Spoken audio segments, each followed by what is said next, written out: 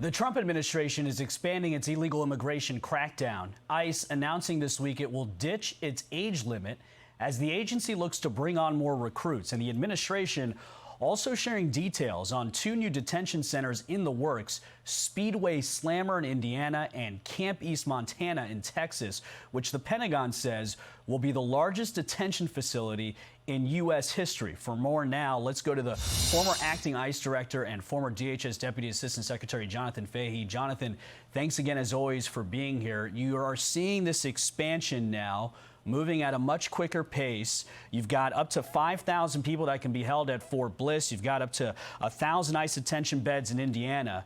We've heard Tom Homan, who's running all of this, saying essentially they want to quadruple the number of beds that are available in this country to more than 100,000. To that end, what do you make of these new facilities? And do you think we're going to need that level of beds in the future?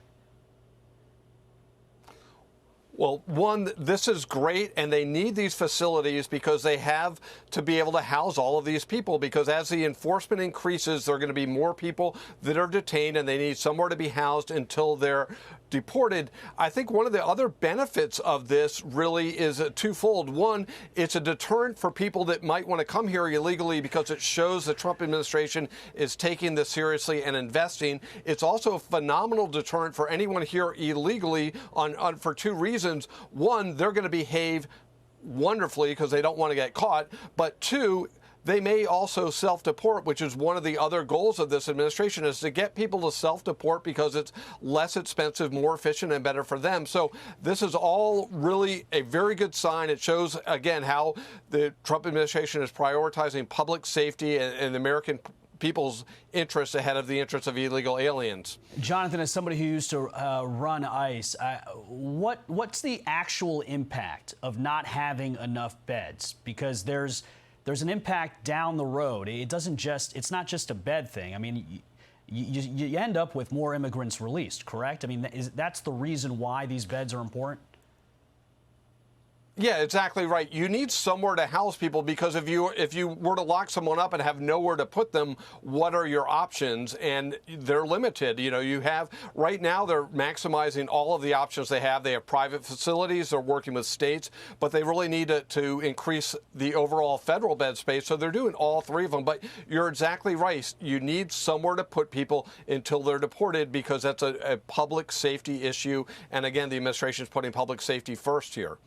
All right, let's talk about the recruitment incentives here for ICE. ICE just got a boatload of money through that bill, and they are putting it to use. I mean, billions of dollars, $30 billion directed to ICE for hiring new agents and transportation costs and deportations. Now, $50,000 signing bonus, you can get up to $60,000 of your college debt paid. And now the 37-year-old age limit has just gone out the door. They're accepting anybody who's viable. Are you concerned at all on the age limit thing? And what do you make of this influx of money to try to bring people in? One, I think the age limit thing is very good for a couple of reasons. You're able to bring back people that were in law enforcement previously that may have left, and they come back and they bring their experience in law enforcement. A lot of them were at high levels, because you have to remember, during the last administration, not just at ICE, but in the federal government as well, the Biden administration was decidedly anti-police, and particularly Alejandro Mayorkas at ICE. People left in droves because they were asked to do things like babysitting migrants at the border. They were forced to use these ridiculous euphemisms, all of these things that degraded the workforce in such an awful way. I mean, we always talk about all the things they did that hurt public safety, but they really everything they did was detrimental to DHS and ICE. So you're bringing these people back that may have left because they were demoralized, and they get to come back and complete their mission. So you are going to get the best of the best on both ends, and you're going to get people young and hungry on the other end, and it's great. You give them the signing bonus, pay off student loans, other things, but they're going to come in. They're excited about the mission because this administration is actually doing things, again, putting the public safety first, getting the bad guys out. And I think this is great, and they're going to get some wonderful people. And my understanding, the numbers are already, I believe it's at least 80,000 new applicants. So the numbers are coming in, showing what this administration is doing and how people are perceiving it. And Jonathan, just quickly, some critics might look at this ramp up and just be they ultimately concerned for just the fact that they're seeing detention centers being built in their communities. But aside from that concern as well, I'm just wondering about, well, ultimately, what is your response to those who are looking at this buildup from ICE and are worried that essentially now we're going to get quotas that need to be met? Because now you've got all these detention centers, you're hiring all these people. Now we got to go get people, and now we might not be getting just the worst of the worst. We might have to fulfill quotas to justify all these things we've built. What's your response to those who are concerned about that? Well, I think if people are concerned, they should really look at what ICE is doing, and they are getting the worst of the worst. But remember, there are at least 600,000 people in this country that are here illegally and also have criminal records. So that's a lot of people with bad records that they need to get off the street. So I think the public should be reassured if they're law-abiding, they have nothing to worry about. And remember, this kind of dovetails to your last segment.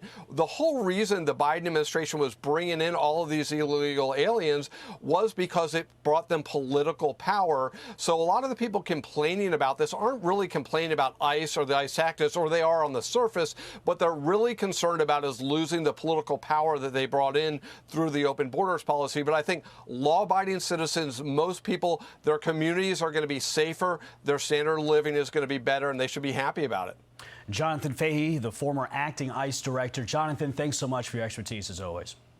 Hey everyone, I'm Emily Campagno. Catch me and my co-hosts Harris Faulkner and Kaylee McEnany on Outnumbered every weekday at 12 p.m. Eastern, or set your DVR. Also, don't forget to subscribe to the Fox News YouTube page for daily highlights.